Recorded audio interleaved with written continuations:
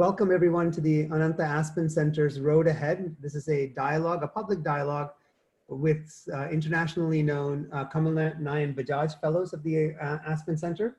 We're very excited to have three really incredible people with us today who are going to talk about the road ahead, what they have experienced in the last few months of this coronavirus crisis, how they are responding to it, and what it has taught them about what the world could be like in the time to come once we've gone back to some sense of normalcy.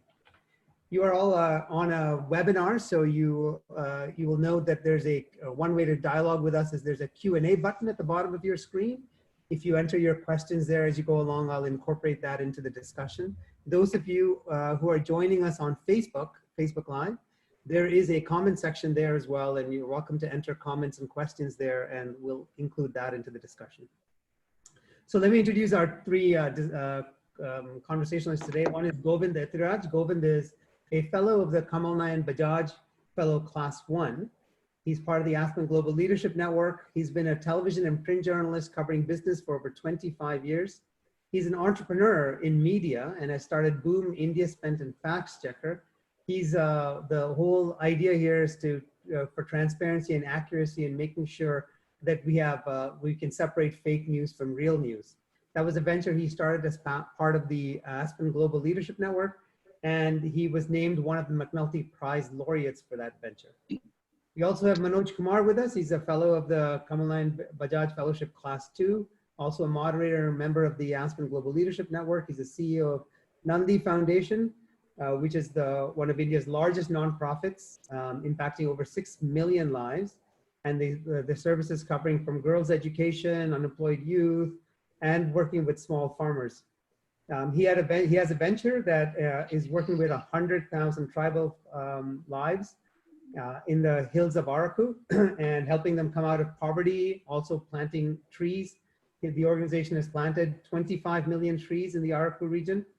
He was named by Financial Times London as one of 25 people to watch in India. And he's also a McNulty Prize laureate in recognition for the venture that he launched with Araku Coffee. And we have Srikumar Misra. He's a fellow of the Kamalnayan Bajaj Fellowship Class 4, a member of the Global Leadership Network. He's the founder of Milk Mantra, a startup that works with solving the trust deficit between consumers and food. He's a leader and practitioner of purposeful business, widely covered in global media such as the Wall Street Journal, Forbes, Fortune, and he's been part of the case studies at Stanford and IMA in the way of this new age transformational business. Now, Milk Mantra has an effect on 1/3 of a million rural lives with its ethical sourcing program. And his premium brand has been just one of the most innovative by Fast Company and featured among the growing businesses in Asia by Financial Times. He's also a McNulty Prize laureate for his venture Milk Mantra. So I'm excited to have the three of them, fellows of the center, to talk to us about how they have been responding to this crisis. The way I thought we'd do this is we'll spend 5-6 minutes each with each of you just opening up and telling us what it was like when you first heard about the coronavirus, the crisis as it was happening, how you responded as the virus washed onto our shores, and then we'll hear about where you are today. And then in the Q&A, we'll talk about the road ahead. Does that sound good? Govind, let's start with you. What was it like when you first heard about this? Yeah, I think, thanks, James, and pleasure to be here. And thank you for that kind introduction. It's not very clear when it exactly started. I mean, we have various dates, but we do know broadly that the first signs of coronavirus started trickling in January at a time. I mean, and we started looking at it and started trying to understand what was happening. The second thing that's happening is, I mean, we do two things. We do data journalism. We use data to tell stories in areas like health and education and environment. And the second thing is we bust fake news and misinformation. And in both cases, one being health and the other being misinformation, clearly there was the early signs of a response that we had to start putting together. Now, unlike maybe other, misinformation is created by just about anything. Any event happens, a whole bunch of people, some with design and architecture, some spontaneously jump in and start disseminating stuff. and the dissemination sometimes when it's architected can be substantial and go into the inboxes or WhatsApps queues of millions or even tens of millions of people. So what we started seeing was that as the WHO then subsequently defined it an infodemic, even as they were defining it as a pandemic, they started calling it an infodemic or a misinfodemic. So, which means for the first time, perhaps, unlike maybe other events, we were dealing with two problems simultaneously. We were dealing with a public health crisis, and we were also dealing with a public information crisis, and we continue to. As this evolved, I think, so we've approached it in two ways. One is to, go closer to the front lines of medicine and try and understand what's happening in terms of the treatment response, the progression of the disease under IndiaSpend. And we're also fighting all the stuff which all of you must have been seeing since February into March, which is all the many cures, all the solutions that people have miraculously dreamt of to fight coronavirus. It could be drinking garlic water. It could be, doing a sneeze test to find out if your lungs are fine. It could be, and even at some very bizarre and most recent levels, ingesting disinfectant. So, and these are things that we may laugh about today, but many people take seriously. And the bigger problem is that there are two bigger problems, which again is sort of been highlighted by this crisis. One is the changing nature of the disease and its progression. So in the early days, everyone said that, let's say, you cannot take a certain kind of medicine, or you could take a certain kind of medicine, hydroxychloroquine, right? And the thing is, we don't know, because tests are still happening. People are still trying to understand the spread of the disease. People are still trying to understand what's happening with patients. And within patients, we don't know whether the early data which said that older people are more susceptible is still holding, because now it's clear that younger people are susceptible to. Early science said that the disease only progressed via the respiratory tract and the lungs. Now it's clear that other organs are being affected too. So this is something that's progressing. So there is no single needle to say that this is misinformation, period. Right. So, when in the overall highway or super highway of information or misinformation that's flowing, everything gets mixed. So the net result is that all of us, people who are trying to counter it, are more confused and or are trying to fight this confusion, which, like I said, merges the reality and the real and the non-real parts. So this is how it's been. Now, where are we today? I think in India, things have evolved a little bit. I mean, some of that misinformation has toned down a little bit, but unfortunately, it's got replaced by a lot of communal, let's say, messaging, pushing, and so on. So the overtones have become more communal, and that's sad. But that's what it is currently in India. But if I look at it globally, I think the challenge still continues to be everything arising out of our inability to understand what this disease is doing and so on. The last part is, and I'll pause after that, is really what does it tell us about us? All this tells us that essentially we are not, despite all our education, and I'm only talking about people who have had the fortune or the privilege of being educated, it shows that we are not capable of critical thinking as much as we should be. It shows that we tend to believe things at first glance. It tells us that despite everything that we've been taught in education, even including in the pursuit of engineering or science, we tend to jump on things because they appear like solutions to us, or they appear that they appear like things that might solve the problem that we are facing.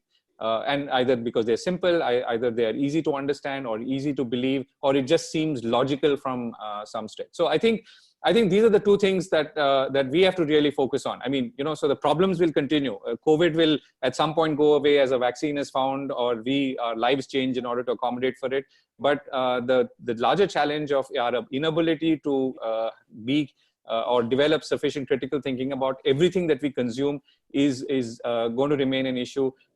Equally, I think, as the current wave of misinformation we are seeing in India, the ability of communal and communally tainted information or misinformation, and our ability to in some ways go back to what are maybe our old beliefs and not so obviously not the best beliefs, or definitely not positive. I think that's something that we have to work on. And I think many people in the political space have said too, I mean, there is a virus and there is a communal virus, so we are fighting both, even as the WHO is fighting a pandemic and infodemic. So I'll pause there. Thank you. Wonderful. Thank you, Govind. Manoj, what about you with the way this virus has affected some of the ventures that you're working in? You're working in a lot of areas in the rural communities. Can we talk about how that's changing? Yeah, so I want to repeat the fact that you said in the introduction, and thank you for arranging this, Ananta and James, Ananta Center and James. It's wonderful to not only just meet fellow panelists who in this lockdown, but also I'm sure a lot of people who are listening to some of the things that we want to use as a forum to share our views. So the three things that we work at Naandi, or I sort of spend my time, one is to work with girls' education, and the other is with youth unemployment. So technically, these are classroom group activities which we had to shut down the moment the lockdown started. So other than sort of almost surreptitiously and very discreetly and with distance, apart from communicating the messaging right, as Govind said, we work in areas which are very, very potentially communally chargeable areas. I mean, we work in border areas of UP, we work in Darjeeling, we work in Dharavi, in Mumbai, and we therefore used our 6,000 odd women, young women, frontline workforce to communicate to them about what's going on. What really happened with this lockdown is a total communication lockdown with the masses and the communities that I work with. From a variety of channels that they had in the past, they started getting very funneled information. And we saw for the first time the way people decided to decipher which is true information and which is false was completely different from logical thinking we had. Many went to religious leaders, many went to WhatsApp, and to disseminate that and to go and communicate to them what they should do and they shouldn't was our first challenge from that point of view, and which we had to do very gently. But our real focus of work was in the space with farmers and agriculture. I say this because we have three large areas of work. One in the Eastern Ghats in Visakhapatnam district, which goes up to 1,000 villages we work. Then in heart of suicide-prone belt of Indian agriculture, which is Vidarbha. So we work in Wardha. That was the second. And third, we work in urban Delhi outskirts, growing vegetables. So three distinct large work spaces with farming and farmers became our focus to look at. They were not to be locked down because they were growing essential food, which was needed. Two, there were a lot of challenges they were facing as such and uncertainty, so we needed to be with them even more. And thirdly, I will pivot to something that has been a trend for us, which is we felt that while this has been referred to as a pandemic, this had all the sort of what you call signs of a natural disaster. Why I say this is we were part of the tsunami that happened. And in fact, I was part of also the super cyclone way back in 99. Then we had the tsunami. And all this time, the first reaction of everyone is to reach food. And hunger is the first thing that hits a disaster like this. Because we used to do midday meals for 1 million children in the past, which we don't do now because we outsourced it to separate organizations across the country. We used to be at the forefront of distributing food. And I remember post-tsunami, we even set up shop in Andaman Nicobar Islands, which was most affected. What we learned over these years, and now what we are seeing, is that because of lockdown and because of the social distancing, the food distribution by and large became very supervised by the police and the government and politicians. And the role of NGOs became very minimized. And we felt the feedback we were even getting from the government agencies was, please prepare yourself to be available for post relief measure. Once the food system and the lockdown is over, that's where we would need more of your work. So what we ended up shifting is not to get into food distribution, although it was very tempting to do something for migrant workers, especially stranded. We figured out it was very difficult to do in scale. So we have started moving to galvanizing vegetables and fruits that we already grow, as well as cereals and pulses, to reach markets in some form or the other. This was going to help the farmers to ensure that their food is sold, because many of them we have been constantly listening stories about farmers complaining they cannot supply to any market their food, and they had to dump it, especially the perishable ones. And second was to ensure that this food reaches markets in a manner that's possible. But I would later take this discussion to say that post this lockdown, I think nothing would be an exaggeration if I say that food itself will change in the way we look at it. Food will no more be a matter of calories. Food will become a matter of nutrition. Food will become medicine. Food will become what is going to define immunity. 70% of COVID deaths in a recent report that I was looking at was traceable to immune deficiencies that eventually led to the succumbing of the life. So immunity like never before is going to be discussed. Nutrition like never before is going to be discussed. And I think personally, this has been a battle within Naandi and with the team that I work, which is to relook at food from calories, relook at health from weight loss and muscle gain, to immunity, to how can you resist yourself to diseases. And enough studies are now beginning to say it all starts with soil. The biomes in your soil will reflect exactly what is the biomes in your gut now. Probiotic, which is what Sri is doing and is familiar with in the milk field, is basically mirroring what has been the possible science in agriculture. So I would say that this is a wake-up call. This is an opportunity for us to relook at the role farmers play, for us to relook at how we treat soil, how we treat, I mean, till now, because the Delhi air pollution, we discussed atmosphere. Trust me, we will now discuss rhizosphere. Rhizosphere is the activity that happens around the roots of plants and crops.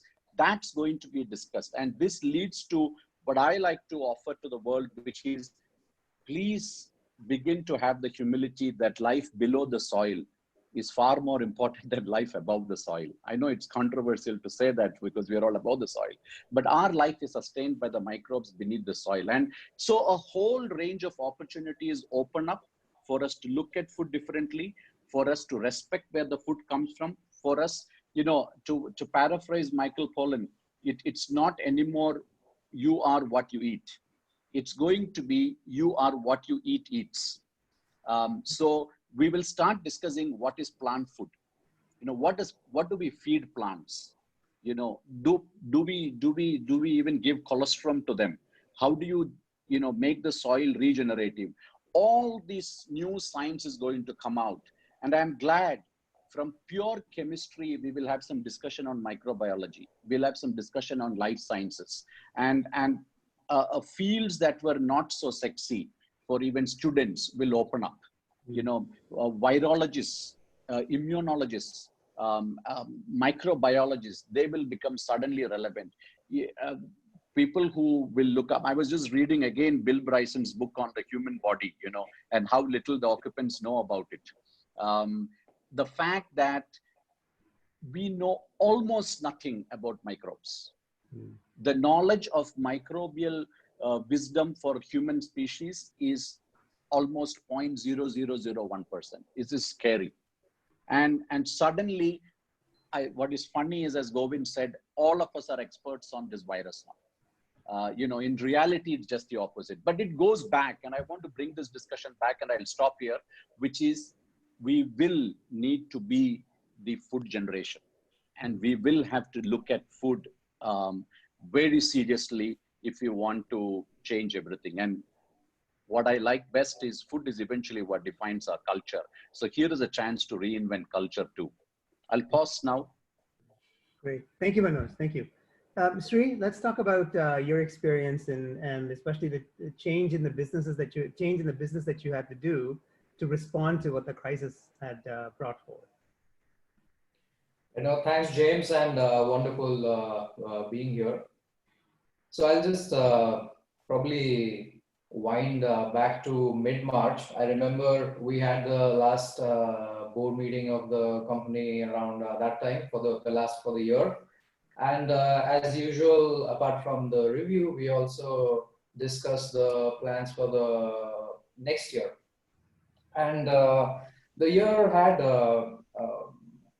panned out pretty well. Obviously, from February onwards, there was this whole issue of COVID bubbling under, but not yet surfaced in India fully. And the plans had been developed in that context. Even mid-March, just prior to everything happening, we knew that there would be some impact. But it was a good board meeting, and there were some questions around how things would be impacted and that things might change. Within a week of that, everything changed. So a whole year's plan, the numbers that we were kind of looking at to end the year with, March suddenly dropped off the cliff, and we were in completely uncharted territory. Especially being an essential services company, we had to keep running, which was a sort of a much bigger challenge, I felt, at least in the initial days of our operations through the lockdown, continuing operations as is. So I'll share some of the sort of learnings or thoughts we've been having through from there till now. I think firstly, fortunately, as things were evolving, around mid-March, we did some amount of business continuity planning, that what if this happens? And we sent out people working from home. We kind of fine-tuned our workflow tech stack. So enabled 40% of the office staff to get back and work. I think that has helped us immensely, because within a few days, the lockdown kind of was thrust upon us, and we were able to transition smoothly as far as running operations was concerned. Of course, there were many other issues. Suddenly within 2 days, I found 20 of our people at Milk Mantra, our channel partners, sitting in police stations, and we had to deal with all sorts of random issues to get things back to normalcy, assure people. But I saw a couple of things emerging. So firstly, I think it was a question of a conflict in leadership. The morality of the decisions that we were taking, and every decision had a people impact to it. So at one end, being an essential service, we had people depend on milk, households depend upon milk each and every day, and there are young kids to adults who are absolutely dependent upon that flowing through. So we had consumers and households to balance at one end, and at the other end, we knew the absolute importance of the value chain, where tens of thousands were farmers who are dependent in rural India on the whole flow through happening, and especially at such a time when their only income was going to be through this daily supply chain. And in the middle, we had our employees. So it was, there was some conflict in the decisions that we had to take internally, sending out people to work.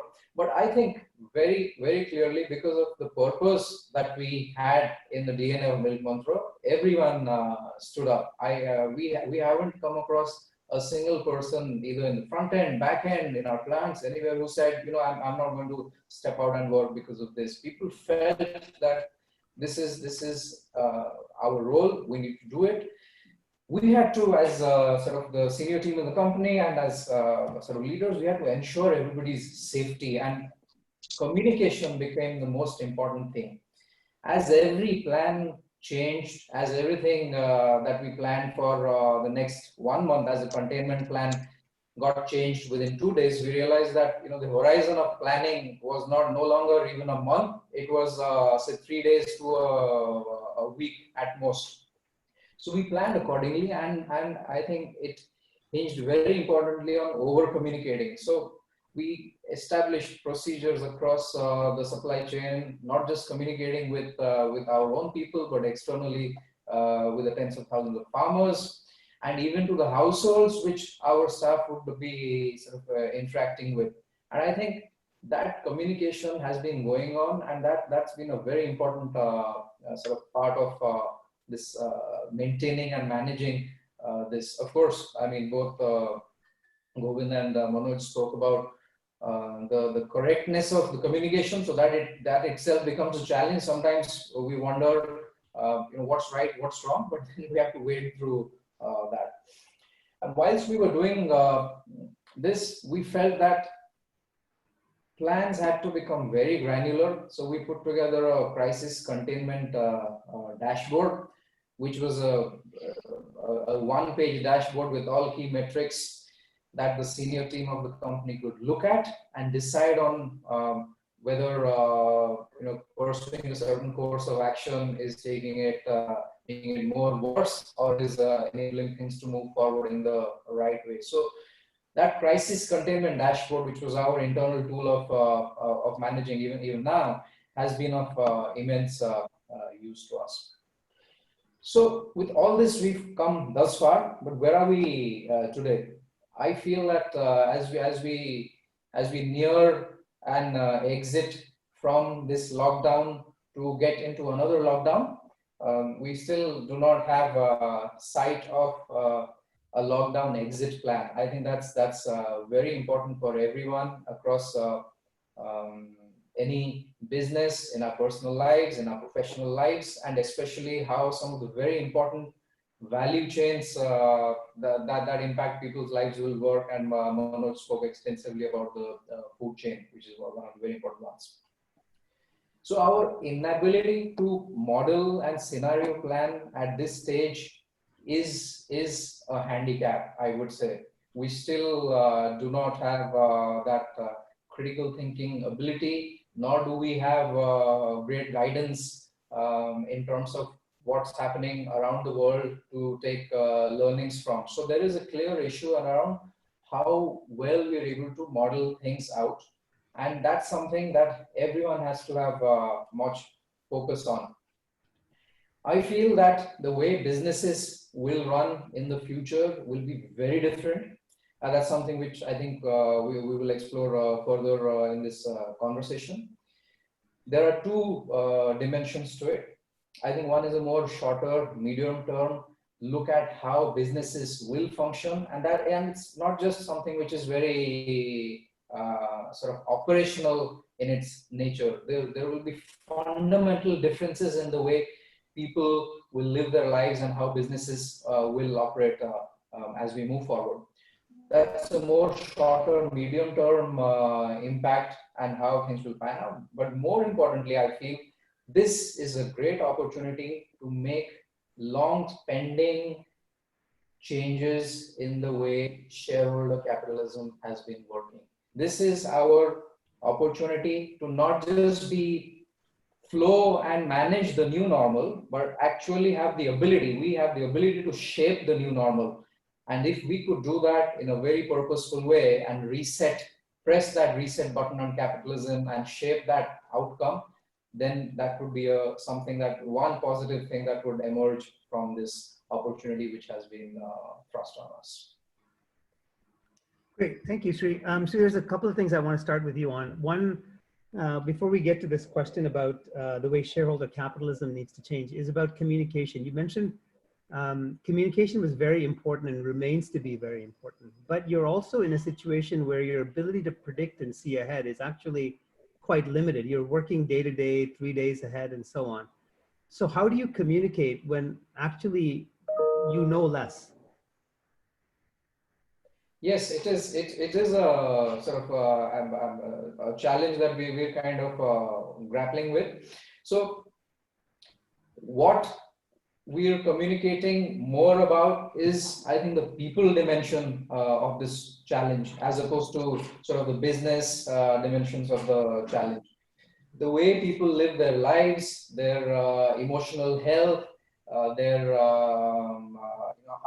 how people interact, not just professionally, but also how they kind of are able to manage their lives in a better way. Those are the dimensions that we are communicating on much further. That's one area I think where we feel there is a necessity to do so. And for example, we've tried to enable online sessions with counselors or psychoanalyst advisors, for example, for our team, whoever would like to avail that, because this challenge is sort of posing different sorts of challenges to different people. People are reacting to it in different ways. The other dimension of communication, and where I feel over communication has been absolutely essential and has helped us, is as we've kind of moved through this whole crisis, in some sense, not being exposed or not seeing the kind of devastating impact COVID has had in some other regions, some other countries, is also making people feel that we are probably not as exposed, or that we're sort of okay to move ahead with whatever we were doing earlier. Mm-hmm. So it becomes absolutely imperative to keep on re-emphasizing the point that this is not over yet, and these are the things that we need to be doing. And of course, there is a challenge of what we need to do. We have to be clear about that. But on those areas that we are perfectly sure about, say social distancing, so say wearing masks, a simple thing like that, for example, there was so much confusion earlier that if you are not yourself a carrier, then there's no point wearing a mask. These simple things need to be retreated. So I feel communication on the people dimension has been extremely important through this phase, and will continue to do so. Govind, let me come to you. You mentioned that news has become more granular, that there's a lot more misinformation, but also misinformation at a time when, frankly, we don't even know what is right and what is wrong because everything is changing so fast. You tie into that something that Sri talked about, which is there's higher levels of anxiety amongst populations and our need to communicate. And anxiety drives the need to get information, and will, frankly, latch on to anything, as news. Is that, looking ahead, is this the way it's going to be for some time, that there's going to be so much change, so rapidly changing, that anxiety will continue, will keep latching on? And if so, how do we sift? You mentioned this issue about the necessity for critical thinking. How do we get there?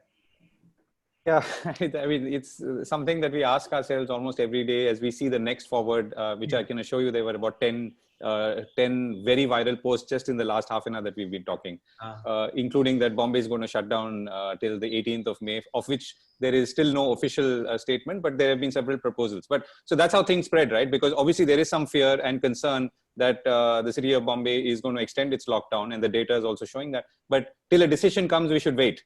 So what's happening here? People are clearly jumping the gun and arriving at a conclusion, spreading screen grabs of, or maybe even doctored screen grabs of some television channel, and everyone starts believing it. And then before the whole administration is trying to fight that, saying that, no, listen, we've not taken a decision. We will take a decision maybe on the 2nd of May or the 1st of May when we are closer. And that's exactly what happened the last time, because administration, and let's give them credit, whether it's federal or state, they want to look at the data first, look at the last possible data point and time that they can, start assessing before taking a decision. There's no point taking a decision for 10 days later that, today. So anyway, so and that's exactly how it spreads, and that's exactly how it sort of is. It gets consumed. So will this change? No, it will not change. I think COVID has only made it worse because we are all affected by it in a way that we have never been affected by anything so singularly across the world at the same time. Mm-hmm. So to that extent, this is unique. But otherwise, will we continue to believe things which are not true? We definitely will.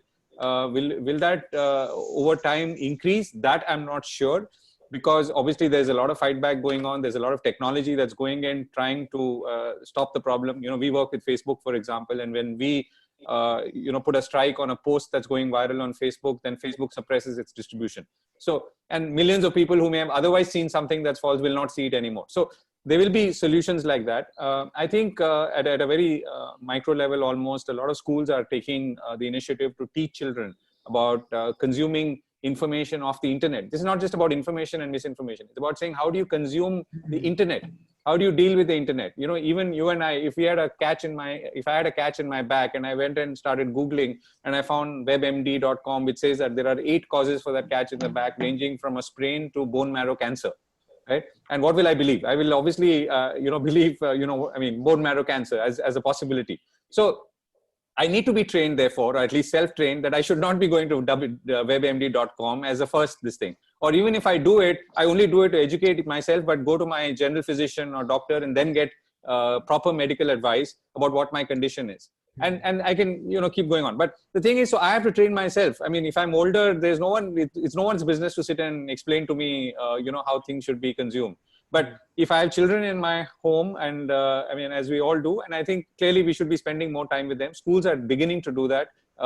In Kerala, for instance, there are district collectors who've taken effort to run proper curriculum on training Kannur for training young children, and I hope many others will pick it up. So so the battle has to be fought on the demand side. We are currently fighting most of it on the supply side.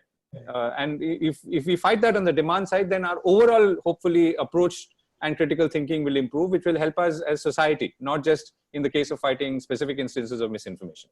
Wonderful. Thank you.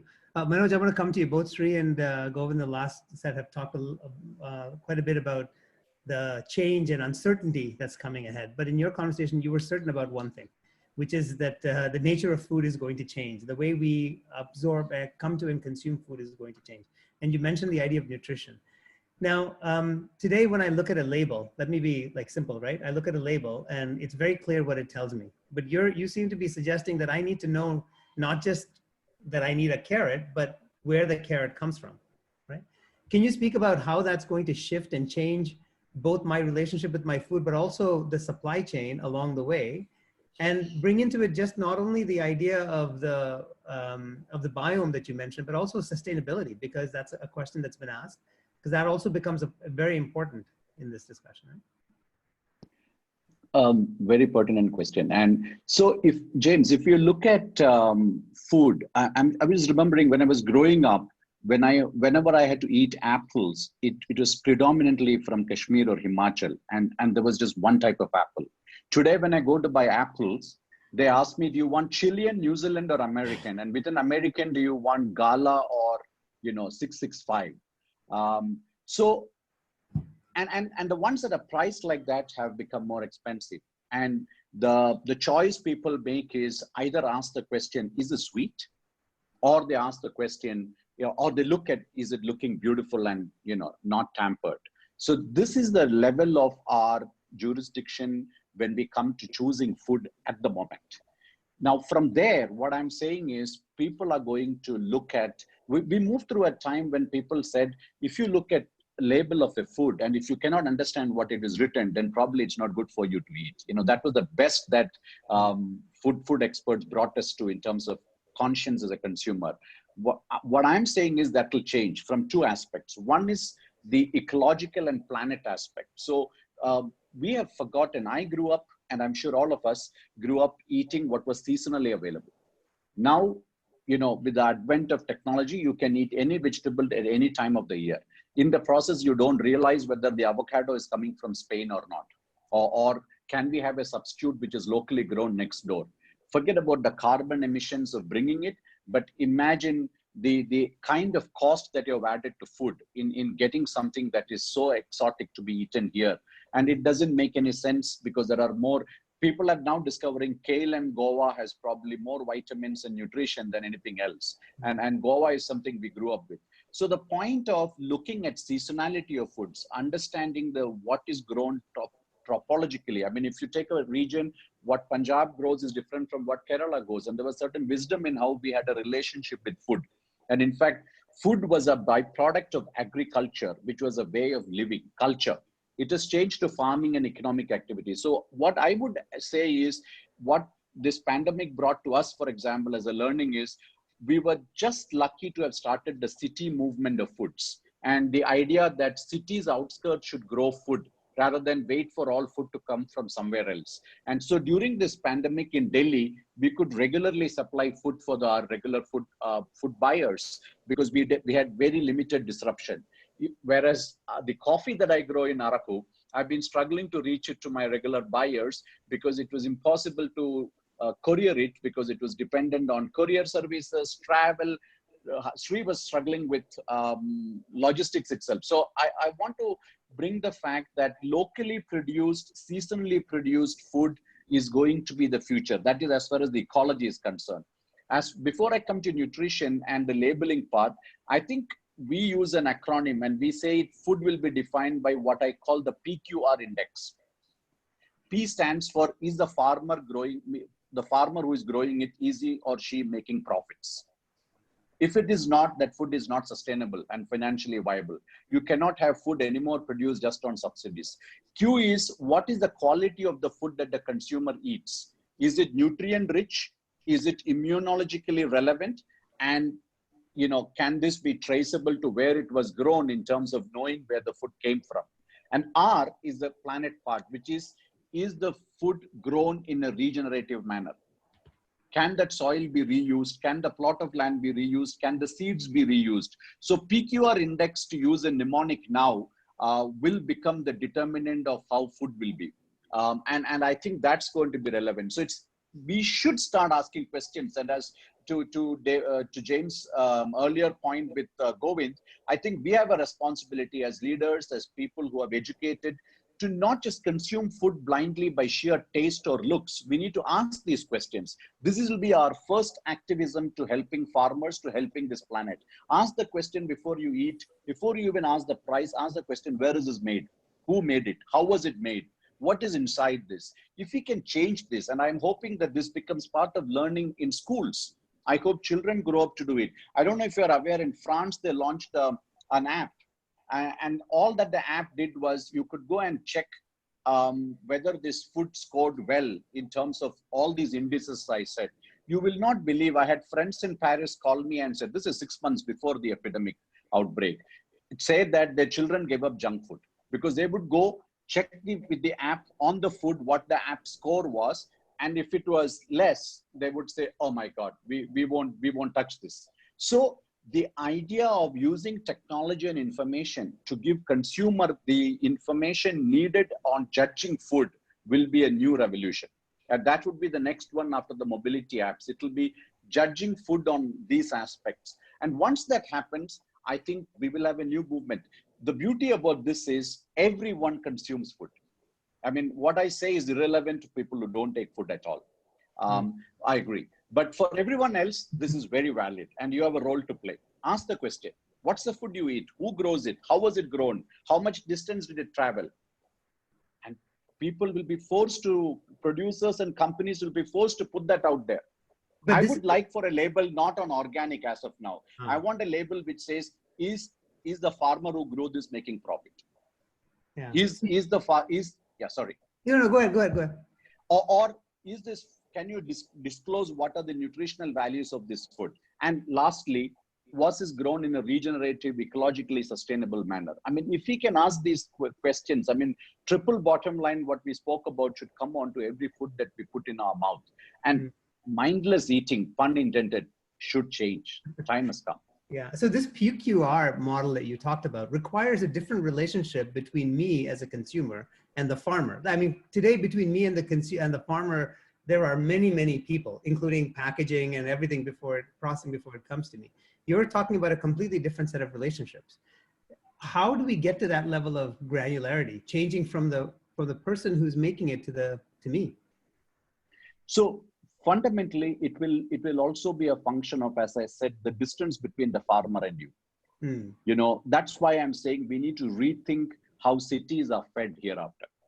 The over-reliance on cities to be fed by packaged food is one, but which is no connection with the farmers, but also coming from thousands of kilometers is another. So we need to relook at it. And we've been clamoring for it when the smart city definitions came out. Smart cities, we found whenever we looked at, had no discussion on food, had no discussion on where the food is coming to the city. It was only about flyovers and roads and mobilities and parks. And, you know, it never had basic stuff about food. So I think, for instance, if you look at cities and urbanization is here to stay, we need to find models by which outskirts of cities within 100 kilometers produce most of the basic food you need. And if you can create that legislation, those mechanisms by which land is available, I mean, we need agricultural clusters. We created technology parks because it helped export revenue and jobs. We created industrial clusters all throughout. I think it's time for food clusters. It's time for agricultural clusters, farm clusters outside cities. Let cities be known by what food is grown near that. You know, that's the change. That's the opportunity waiting for us. And let's make, you know, the rich I met so far all wanted and had a farmhouse. That was the best thing. I'm saying it will change to they're saying I'm now a farmer. Let's make farming sexy. Let's make producing your own food the next big thing. And if that becomes a new status which the rich can start, I'm telling you, we will no more see farmer as somebody who is a bare-chested guy plowing in the fields in rural India and about to have the next pesticide to die and drink and die because of losses. That image should change. And that's what I'm hoping this COVID will bring to us. And India, with the kind of natural resources, this, James, sunshine, water, rain, variety of topography, we are poised to show the world how our association with food can change and how we can be leaders in it. If there is anything which is going to be made in India, it is the food we eat, and let's do it. Thank you. Sri, this discussion Manoj just started about getting closer to between production and consumption, right? And understanding where things come from. And you also mentioned the logistics and supply chain changing. Do you see this going forward, that the way you supply and talk about the milk, talk about the ethical sourcing that you do, that it becomes important in the way it gets consumed? Yeah, absolutely. In fact, you asked about, James, and Manoj also responded to the question on food labeling. I personally feel food labeling is in the Jurassic age across the world.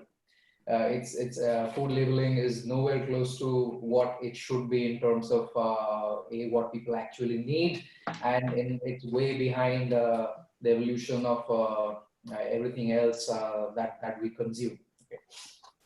And very clearly, sort of stemming from there, supply chains will need to be rethought across for various reasons. One is, if you take food, as a basic product, the food security of a nation is suddenly now exposed to very different macro risks, which were not factored in earlier. So imagine if you're a country importing 90% of your food, and suddenly that stops, which was always taken for granted because of a macro risk profile that imposes a lockdown of sorts across supply chains.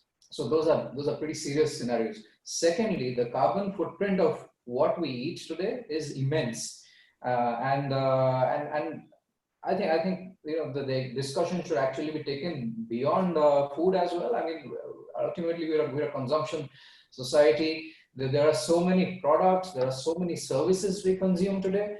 Even the consumption of the internet, the carbon footprint of that is huge today. I mean, it appears to us that everything is without any cost, but the implication of that is significant. We need to understand that. So I feel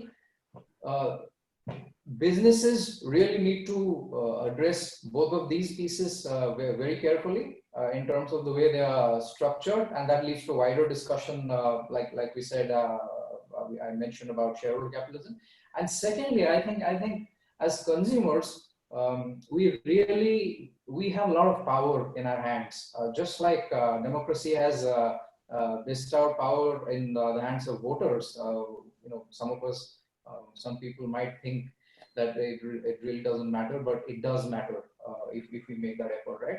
So just like that, I think consumers have a lot of power in their hands, in our hands. We need to discern which are the brands and products that we consume, the brands, products, services that we consume that are just doing purpose dressing, as opposed to those brands and products that are actually being built in a purposeful way, which have purposefulness in their DNA and impact much wider communities than just their shareholders. If consumers became aware of this, and this has been going on for quite some time, for more than 2 decades now, in a very small way, in terms of, say, fair trade, in terms of some certain ethical sourcing partnerships and things like that. We have, in a very small, limited way within our the ecosystem, our ethical milk sourcing program. But there is ethics in the value chain across everything that we consume, and consumers can really influence that with the choices we make. And I think that's something that can emerge from this. I want to pick up on two things that you just talked about very quickly. One is that the nature of consumption changing. If we were to play that out, and I assume that, given the COVID experience, we've all learned that we can do with less, much less than we actually needed.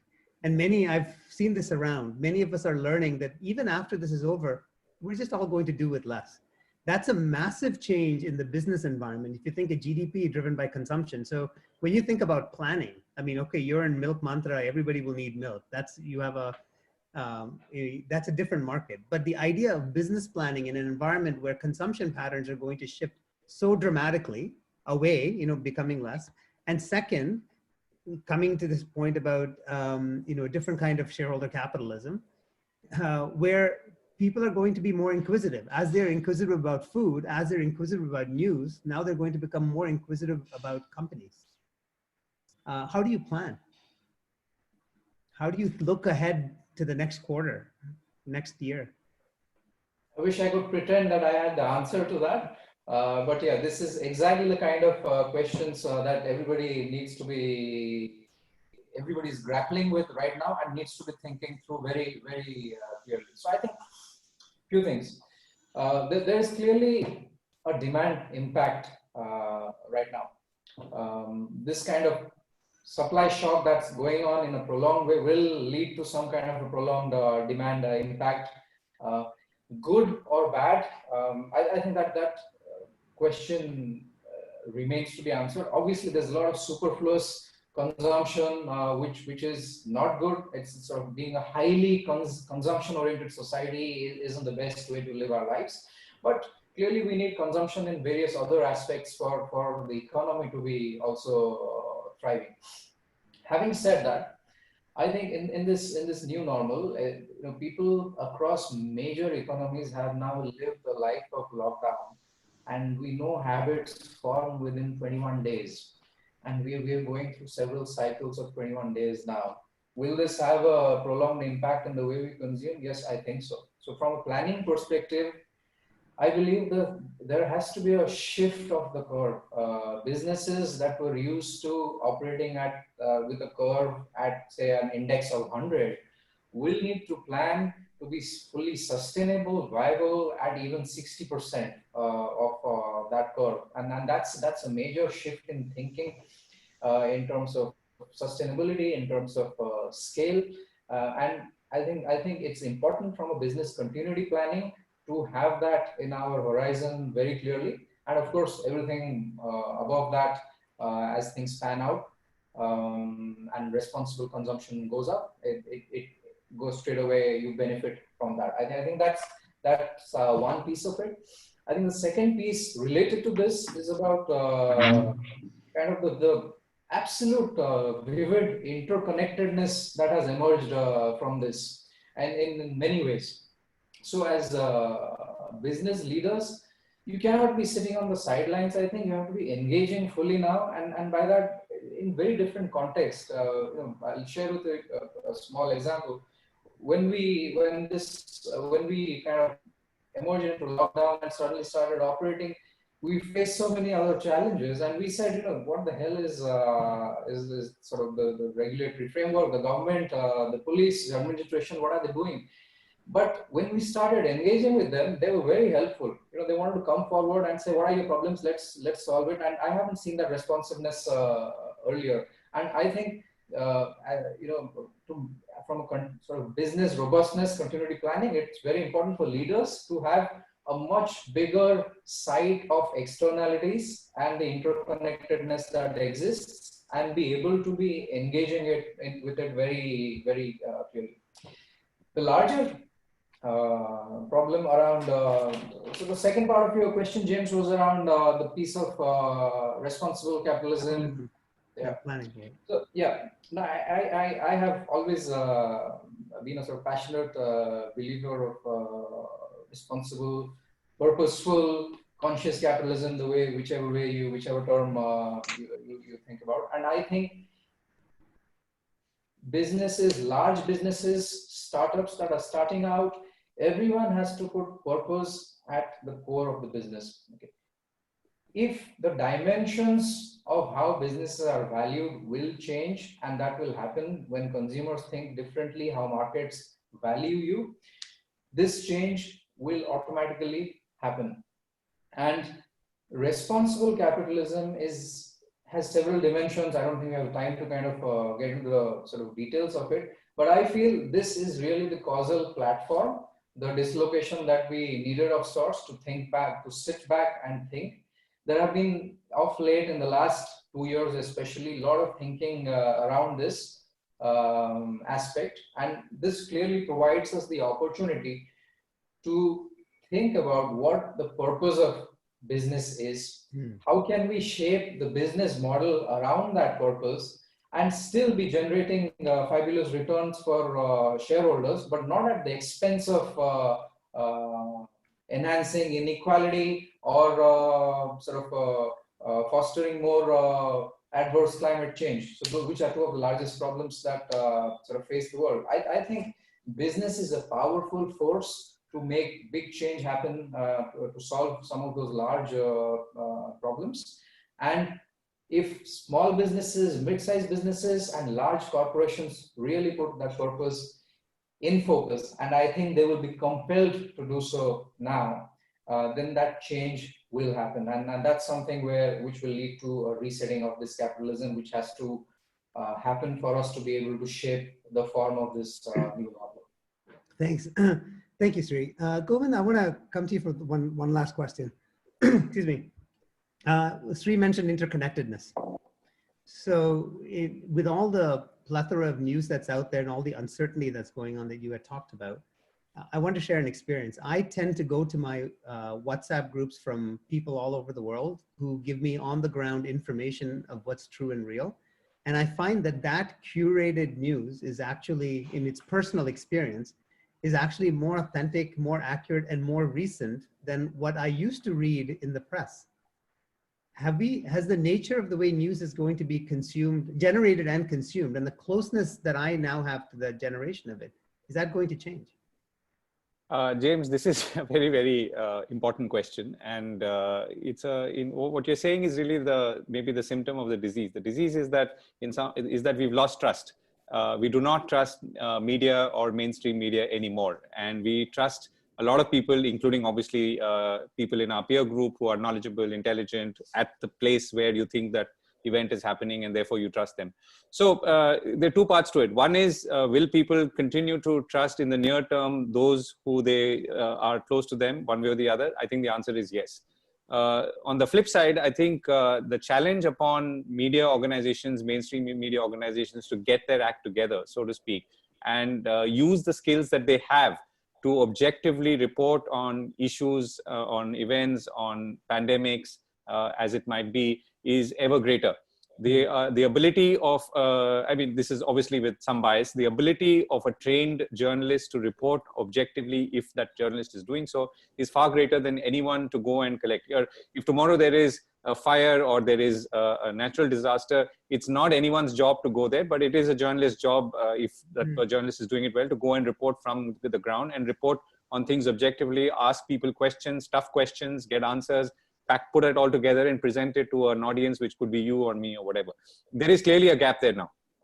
And I cannot answer it except to say that if there is a trust gap and there is a trust deficit, which people like me in media have to build and repair. And it's a long way to go. I mean, there is the trust gap is so huge and so vast that it's not going to get filled in a hurry. So yeah, till then, I think, unfortunately, you will depend more on your friends and acquaintances, unfortunately, but it's my job to try and convince you otherwise.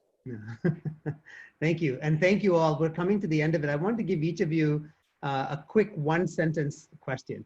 One thing that you have seen and changed in the last couple of months that you want to keep in the new world that's coming after all of this. Some change, right? That you say this should last. Yeah, I think I would say the big change, it's not a change, but I think it's beginning to happen, is critical thinking. I think people are hopefully beginning to be more skeptical, more wary, more suspicious, more careful when it comes to consuming information. Hopefully that will continue and become stronger and better as we come out of this. Thank you. I'll I'll build on what Govind said and say, use that critical thinking before you eat. Good one. Of course. Sri? I think I'll be a little bit more literal on this. Somehow this lockdown, the way the world has shut also, is letting allowing the earth to breathe. So I'm wondering whether a 15-day lockdown in the world annually is something that could happen permanently in the future for some time. Will it have a big impact on the way we live and the way the earth regenerates? Wow, wonderful. Thank you all three of you very, very much. It's wonderful talking to you at any time, but especially on this topic. We still haven't have all the answers for what the road ahead looks like, but as all of you who are watching and listening have heard, we've got three people who have full of hope. Even though there's been incredible turmoil in each of their sectors, there's hope that the news sector will finally get changed and we'll start to rebuild the trust deficit that's been broken for such a long time. There's hope that the way we understand and consume food will actually be much richer, not just for our bodies, but also for the farmers who have been affected for so long. And there's hope that businesses will actually change the role for why they were existing for all this time, right? That they will actually look at this and rethink the way they are. And part of that hope is linked to this idea of interconnectedness that I don't want to lose, that Sri mentioned, that who we are as consumers and who we are as people needs to connect right back to the producers, that the chain can no longer be separate anymore. We have to know everything that happens all the way to the end. And I hope we can keep that going forward. Thank you all very much. Yeah. Thank you everyone for joining us today. And thank you, James. And hopefully the next time we listen to you and you're the third axis with energy and electricity, which will surely stay around for longer than news. Thank you, Govind. We'll reserve that for another time. Thank you. Thank you. Thanks, thank you.